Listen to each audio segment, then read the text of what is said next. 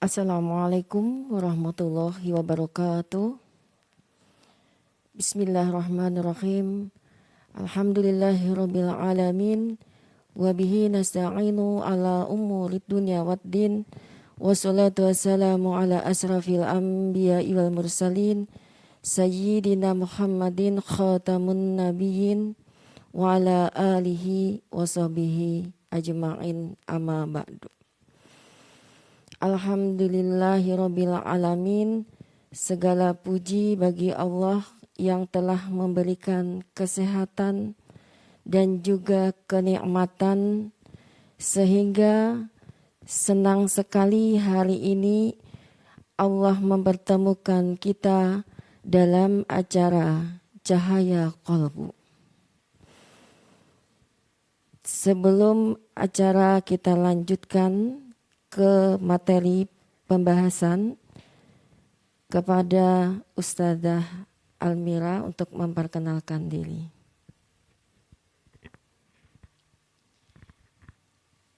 Bismillahirrahmanirrahim. Assalamualaikum warahmatullahi ta'ala wabarakatuh. Jadi sebelum kita masuk ke materi, saya sebagai narasumber ingin memperkenalkan diri terlebih dahulu. Nama saya Almira Muharimin Nurhan. Saya lulusan daripada Universitas Al-Ahqaf Yaman, 4 tahun di sana. Lalu sekarang saya mengajar di Pondok Pesantren As-Sa'adat di Jalan Pramuka. Udah mungkin itu saja untuk perkenalan diri. Terima kasih. Pemirsa Hayat TV yang dirahmati Allah Subhanahu wa taala. Allah memudahkan langkah kami untuk bersama-sama dalam menggali ilmu, mendapatkan keberkahan melalui petunjuknya. Pemirsa Hayat TV yang dirahmati Allah, Allah berfirman dalam surah Al-Ankabut ayat 8, dan kami berwasiat kepada manusia supaya berbuat baik kepada kedua orang tuanya. Nikmat Islam dan iman yang kita rasakan pemirsa saat ini tentunya tidak terlepas dari peran kedua orang tua. Nah, hari ini kita akan membahas birrul walidainin. Bagaimana caranya berbakti kepada kedua orang tua sesuai tuntunan Nabi Muhammad SAW. Marilah kita simak sama-sama bersama Ustadzah Almira LC. Kepada Ustadzah Almira dipersilahkan.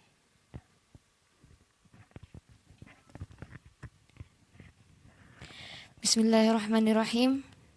Alhamdulillahirabbil alamin wassalatu wassalamu ala sayyidina Muhammadin wa ala alihi wa sahbihi ajma'in amma ba'd.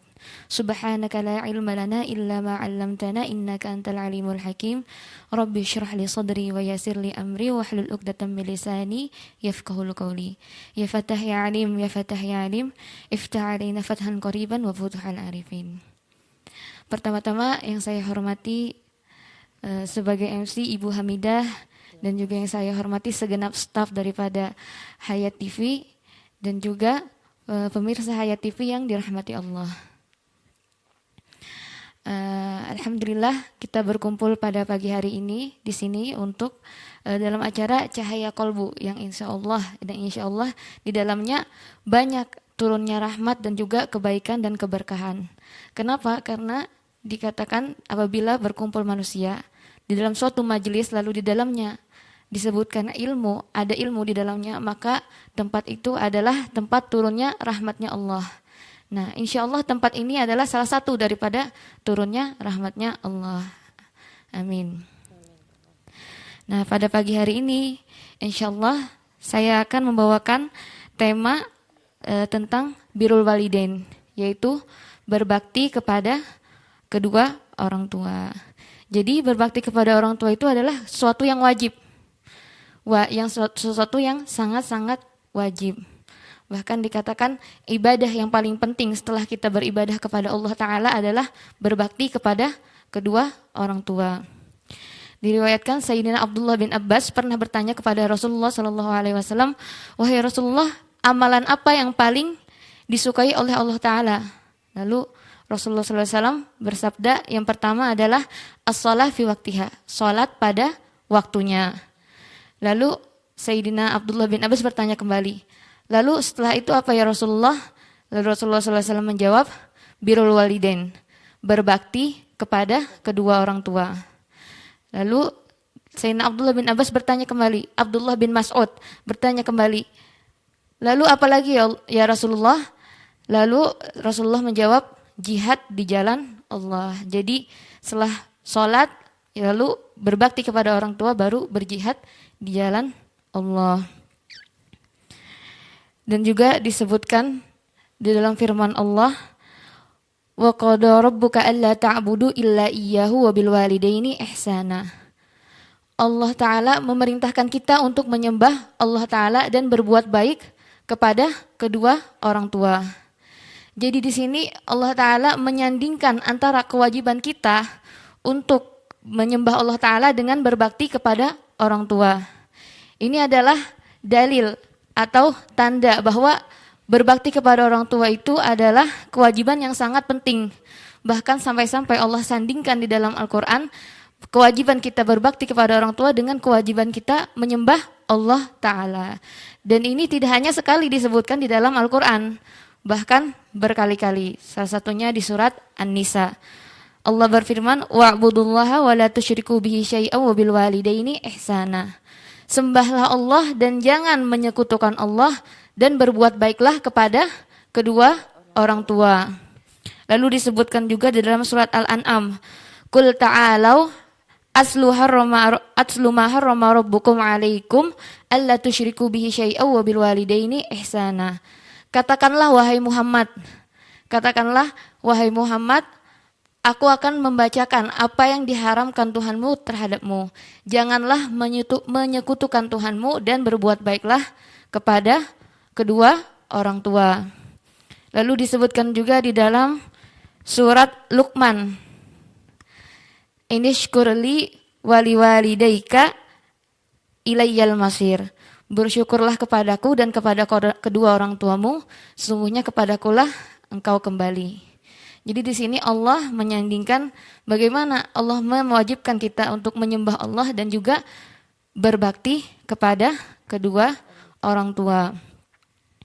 Dan juga disebutkan di dalam riwayat bahwa Sayyidina Abdullah bin Abbas pernah berkata, ada tiga ayat yang turun bersandingan dengan tiga hal.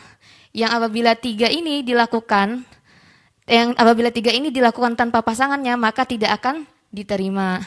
Yang pertama apa? Yang pertama, qauluhu ta'ala, wa atiullaha wa atiur rasul.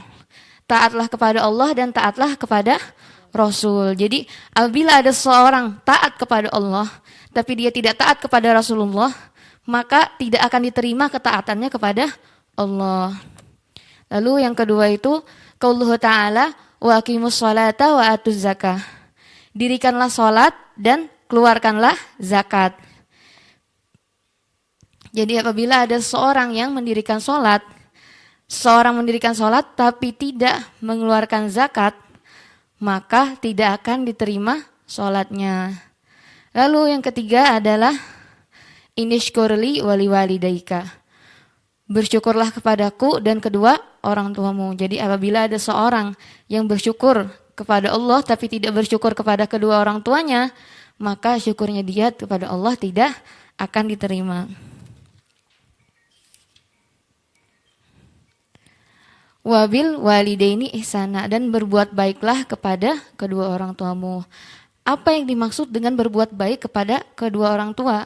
Yang dimaksud berbuat baik kepada kedua orang tua di sini adalah berbakti kepada kedua orang tua. Bagaimana cara kita berbakti kepada orang tua? Cara kita berbakti kepada orang tua, yang pertama taat. Taat dengan apa yang diperintahkan oleh kedua orang tua kita. Apapun yang diperintahkan kedua orang tua kita wajib kita lakukan. Kecuali ketika orang tua kita memerintahkan kita untuk melakukan sesuatu maksiat kepada Allah. Itu tidak wajib untuk dilakukan. Selama yang diperintahkan orang tua kita itu bukan maksiat, itu kita wajib taati apa yang diperintah oleh kedua orang tua kita. Lalu dan juga tidak meninggikan suara di hadapan orang tua.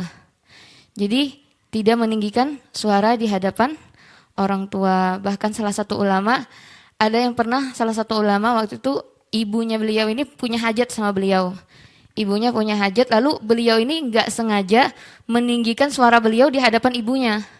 Bahkan lalu gara-gara itu beliau ini menyesal sampai beliau menganggap wajib kafaroh terhadap beliau. Gara-gara beliau ini saking menyesalnya karena telah meninggikan suaranya di hadap ibunya. Jadi beliau memerdekakan 2 orang budak karena beliau telah meninggikan suara di hadapan ibunya. Dan juga kita sebagai anak juga wajib memperlakukan orang tua kita dengan lemah lembut. Wajib memperlakukan orang tua kita dengan lemah lembut dari perkataan kita dan juga perbuatan kita. Wajib kita lakukan orang tua kita dengan lemah lembut. Lalu kita juga wajib menjaga perasaan kedua orang tua kita. Karena kedua orang tua ini kadang sensitif terhadap anaknya. Jadi kita sebagai anak wajib menjaga perasaan kedua orang tua kita. Bahkan diriwayatkan Sayyidina Hasan bin Ali bin Abi Thalib, cucu daripada Rasulullah SAW, itu tidak mau makan bersama ibunya. Tidak mau makan bersama ibunya. Kenapa? Karena beliau takut ketika beliau makan bersama ibunya, beliau ini mengambil sesuatu yang ibunya inginkan. Jadi beliau takut beliau ngambil duluan padahal ibunya juga pengen kayak gitu. Karena pasti seorang ibu itu akan mengalah terhadap anaknya. Jadi beliau ini takut di situ, takut ibunya mengalah hanya gara-gara beliau. Saking beliau menjaga perasaan ibunya. Saking beliau menjaga perasaan ibunya, akhirnya beliau tidak mau makan dengan ibunya. Lalu dikatakan juga oleh Syekh Zainuddin bin Abdul Aziz Al-Malibari di kitab beliau Irsyadul Ibad, hendaknya seorang anak kepada orang tuanya itu seperti budak kepada tuannya. Bagaimana budak terhadap tuannya? Apabila diperintahkan wajib menurut, tidak boleh membantah.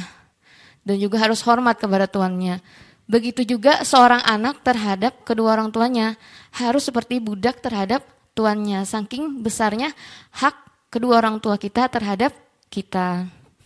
Dan dikatakan saking besarnya hak kedua orang tua kita terhadap kita, Al-Habib Abdullah bin Alwi Al-Haddad berkata, hak orang tua itu sangat besar.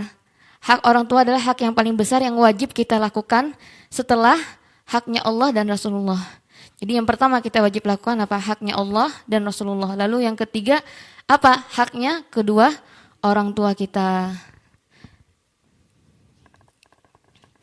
Dan juga disebutkan di dalam hadis, ridullah fi ridho walidain wa sukhtullah fi sukhtu walidain. Keridoan Allah itu ada pada keridoannya kedua orang tua kita.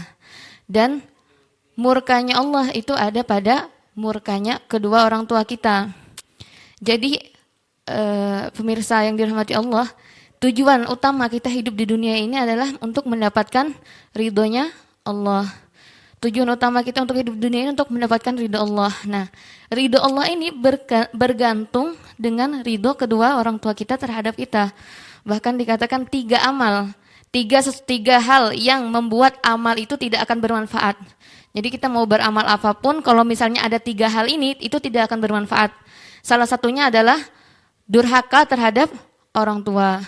Jadi ketika seseorang durhaka terhadap orang tua, mau dia punya amal sebanyak apapun, mau rajin sholat, rajin ngaji, sodakoh, semua lancar, tapi dia berdurhaka sama orang tuanya, tidak ada apa-apanya amal itu, tidak berarti. Kenapa? Karena orang tuanya tidak ridho. Apabila orang tuanya tidak ridho, maka Allah juga tidak akan ridho dengan dia. Bahkan di dalam riwayat disebutkan di dalam kitab Nasaihud Diniyah, barang siapa yang diridhoi oleh kedua orang tuanya, tapi Allah murka dengannya, maka Allah akan ridho dengannya. Kenapa? Karena sebab ridho kedua orang tuanya jadi terhadap dia. Lalu barang siapa yang orang tuanya murka dengan dia, tapi Allah ridho dengannya, maka Allah juga akan murka dengannya. Kenapa? Karena murkanya orang tuanya dia terhadapnya. Itu sangat pentingnya ridho daripada kedua orang tua. Lalu dari riwayat ini teringat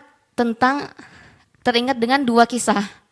Kisah yang pertama itu adalah kisah daripada salah satu tabi'in, orang saleh di zaman tabi'in, namanya Uwais Al-Qarni. Jadi Uwais ini adalah orang Yaman yang hidup di zaman Rasulullah Shallallahu Alaihi Wasallam, tapi tidak pernah bertemu dengan Rasulullah Shallallahu Alaihi Wasallam. Makanya dibilangnya tabi'in, bukan sahabat. Karena tabi'in itu berarti orang yang bertemu dengan sahabat, tapi kalau sahabah itu orang yang bertemu dengan Rasulullah Shallallahu Alaihi Wasallam. Jadi karena beliau tidak pernah bertemu dengan Rasulullah, makanya kita sebut tabi'in.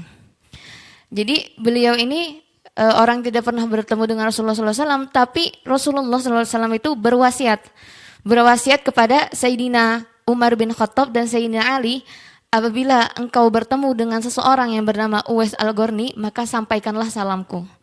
Jadi seorang yang Rasulullah SAW tidak pernah temui, tapi Rasulullah titip salam dengan dia. Sampaikan salamku, dan menyuruh Sayyidina Umar dan Sayyidina Ali untuk meminta doa kepada Uwais Al-Qarni ini. Jadi akhirnya Sayyidina Umar dan Sayyidina Ali penasaran, siapa Uwais Al-Qarni ini, apa amalannya sampai Rasulullah SAW aja titip salam. Habis gitu sahabat yang mulia Sayyidina Umar dan Sayyidina Ali disuruh minta doa ke Uwais Al-Qarni. Akhirnya dicarilah siapa orang yang namanya Uwais Al-Qarni. Tiap tahun, tiap musim haji dicari.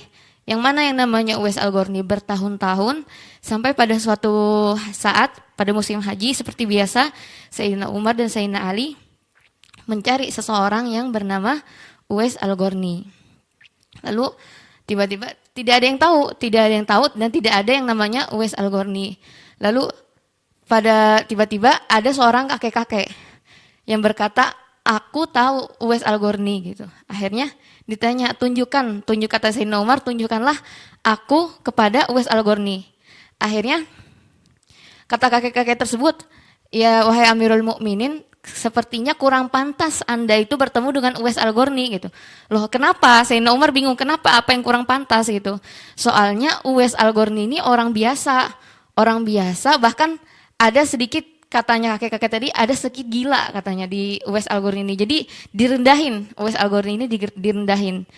Jadi Sayyidina Umar marah, enggak, pokoknya anak tetap mau ketemu sama Uwais Al-Qarni. Akhirnya dibawalah bertemu dengan Uwais Al-Qarni. Lalu pas bertemu kaget, Sayyidina Umar sama Sayyidina Ali kaget. Soalnya tidak seperti ekspektasi beliau, dikira Uwais Al-Qarni ini adalah orang yang alim, berwibawa, banyak pengikutnya. Ternyata apa? Hanya orang biasa. Orang biasa, bahkan diriwayatkan beliau ini waktu itu tidak ikut haji, hanya menjaga unta-untanya orang yang ikut haji. Jadi orang-orang zaman dulu kan kendaraannya unta, belum ada kayak sekarang mobil, motor dan lain-lain. Jadi beliau ini yang jagain unta-untanya orang-orang yang lagi haji kayak gitu. Jadi nggak ikut haji. Ada juga yang bilang mengembalakan kambingnya orang-orang yang lagi haji kayak gitu. Akhirnya sudah diketemui, apakah engkau yang bernama Uwais Al-Qarni? Iya, begitu. Akhirnya disampaikanlah, minta doa. Pertama Sayyidina Umar dan Sayyidina Ali minta doa, didoakan oleh Uwais Al-Qarni. Lalu disampaikan salam kepada Uwais Al-Qarni, salamnya Rasulullah Shallallahu Alaihi Wasallam. Lalu Sayyidina Umar bertanya, wahai Uwais Al-Qarni, apa sebenarnya amalan atau apa sebenarnya amalan khusus yang engkau lakukan sampai-sampai engkau memiliki kedudukan yang sangat mulia, sampai-sampai Rasulullah titip salam, sampai-sampai Sayyidina Umar sama Sayyidina Ali suruh minta doa. Akhirnya katanya Uwais Al-Qarni, sesungguhnya aku ini tidak punya amalan khusus, tidak punya sesuatu yang khusus yang aku kerjakan kayak gitu. Tapi aku itu biasanya hanya merawat ibuku. Jadi beliau ini waktu di zaman Rasulullah, beliau tidak bisa bertemu Rasulullah SAW. Karena apa? Karena beliau ini merawat ibu beliau. Jadi ibu beliau ini punya ibu yang sudah tua, yang benar-benar gak bisa apa-apa, yang semua harus ditolong. Nah, akhirnya Uwais Al-Qarni ini rela untuk tidak bertemu dengan Rasulullah SAW. Kenapa? Karena berkhidmat tadi kepada ibunya. Jadi beliau berbakti kepada ibunya, berkhidmat kepada ibunya, menjaga ibunya. Nah, karena bakti beliau kepada ibunya inilah akhirnya Uwais Al-Qarni ini mendapatkan kedudukan yang besar di sisi Allah dan juga Rasulullah Sallallahu Alaihi Wasallam. Pemirsa, jangan kemana-mana.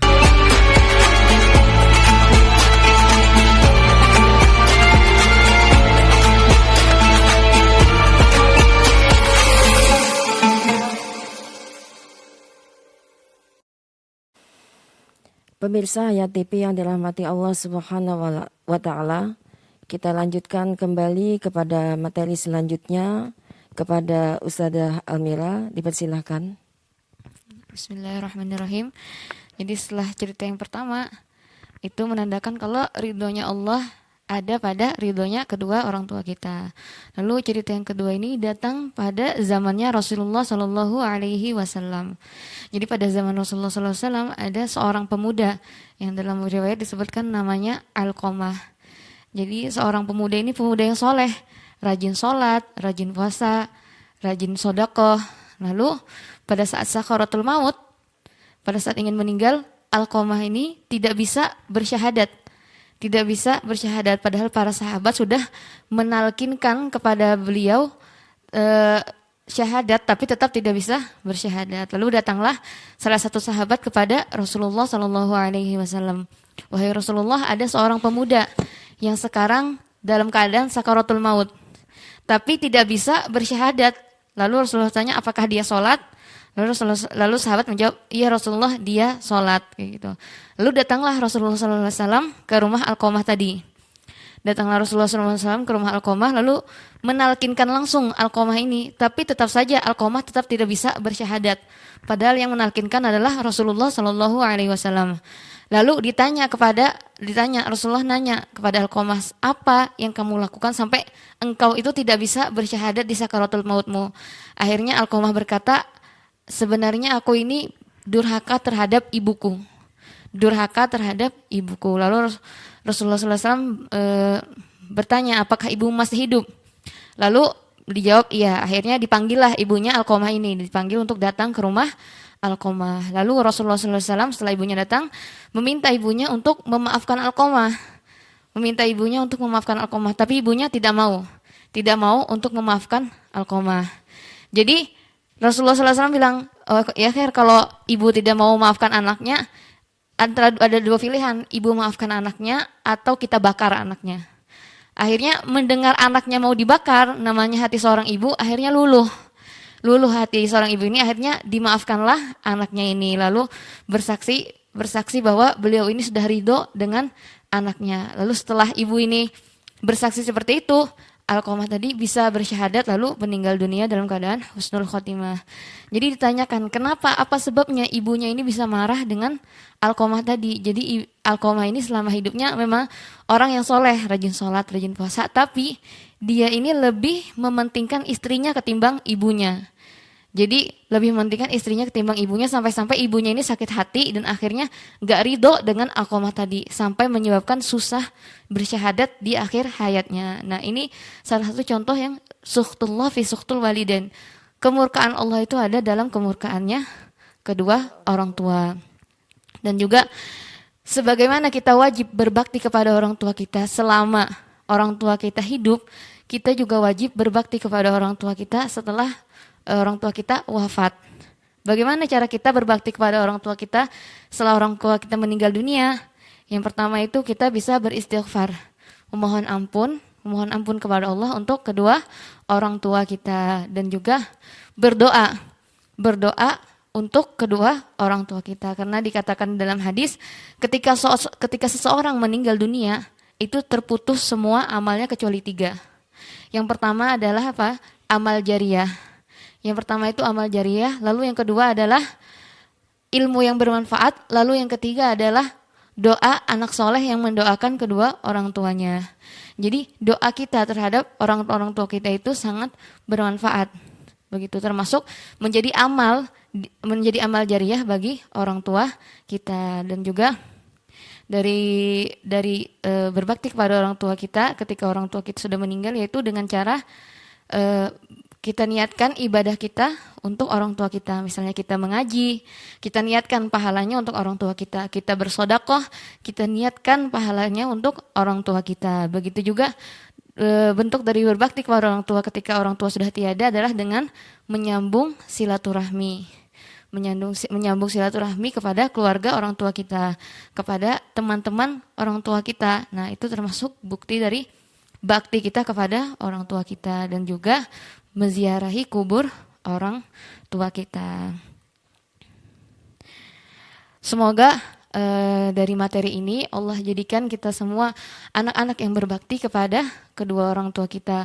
Allah mudahkan, Allah beri taufik kita untuk selalu berbakti kepada kedua orang tua kita dan menyenangkan hati kedua orang tua kita. Dan semoga Allah panjangkan umur kedua orang tua kita, Allah sehatkan selalu, Allah jaga, Allah tinggikan derajatnya di sisi Allah. Mungkin sampai sini dulu yang bisa saya sampaikan. Mohon maaf atas segala kesalahan atau kekurangan, karena manusia itu penuh dengan kekurangan dan kesempurnaan hanya milik Allah Ta'ala. Akhirul kalam. Assalamualaikum warahmatullahi ta'ala wabarakatuh. Waalaikumsalam warahmatullahi wabarakatuh. Sebelum acara kita tutup, Ustazah, sebelumnya acara kita tutup ada pertanyaan. Bagaimana misalnya orang tua kita berbuat maksiat atau bukan muslim? Apakah tetap wajib kita berbakti kepada keduanya?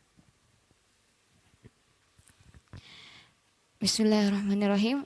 Ada pertanyaan, bagaimana kalau misalnya kedua orang tua kita ini suka maksiat gitu, bukan orang yang baik, atau misalnya bukan orang muslim, apakah kita tetap wajib berbakti kepada kedua orang tua kita? Nah, di dalam salah satu majelisnya Ustazah Halimah Halidrus pernah berkata, kita itu berbakti kepada orang tua itu tidak karena mereka berbuat baik kepada kita. Jadi bukan syaratnya itu bukan orang tua harus berbuat baik dulu baru kita bakti kepada orang tua. Tapi mau orang tua seperti apapun tetap wajib kita berbakti kepada orang tua. Mau orang tua kita suka maksiat atau misalnya kita ditelantarkan atau bagaimana, tetap wajib bagi kita untuk berbakti kepada kedua orang tua. Bahkan ketika orang tuanya itu adalah bukan orang Islam sekalipun, tetap wajib kita untuk berbakti kepada kedua orang tua kita. Akan tetapi misalnya kalau misalnya orang tuanya bukan orang Islam, itu wajib berbaktinya hanya cukup di dunia. Jadi hanya cukup ketika orang tuanya hidup saja. Kalau misalnya sudah meninggal itu tidak wajib berbakti. Kenapa? Karena semua amal itu akan terputus. Nah, karena dia bukan orang Islam, jadi tidak akan bermanfaat doa dan pahala amal-amal kita yang kita hadiahkan itu tidak akan bermanfaat. Jadi sekiranya itu saja yang bisa saya jawab. Terima kasih.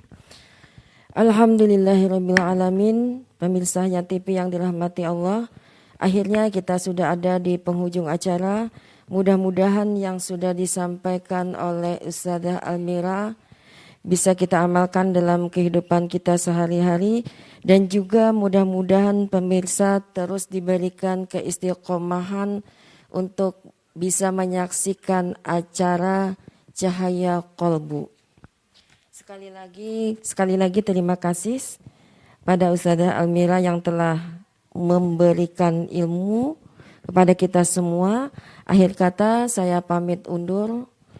Mewakili seluruh panitia, mohon maaf jika ada hal yang kurang berkenan. Terima kasih atas segala perhatiannya, dan ditutup dengan doa kafaratul majelis. Subhanakallahumma wa bihamdika asyhadu an la ilaha illa anta astaghfiruka wa atubu ilaik. Wallahul muwaffiq ila aqwamit thoriq. Wassalamualaikum warahmatullahi wabarakatuh.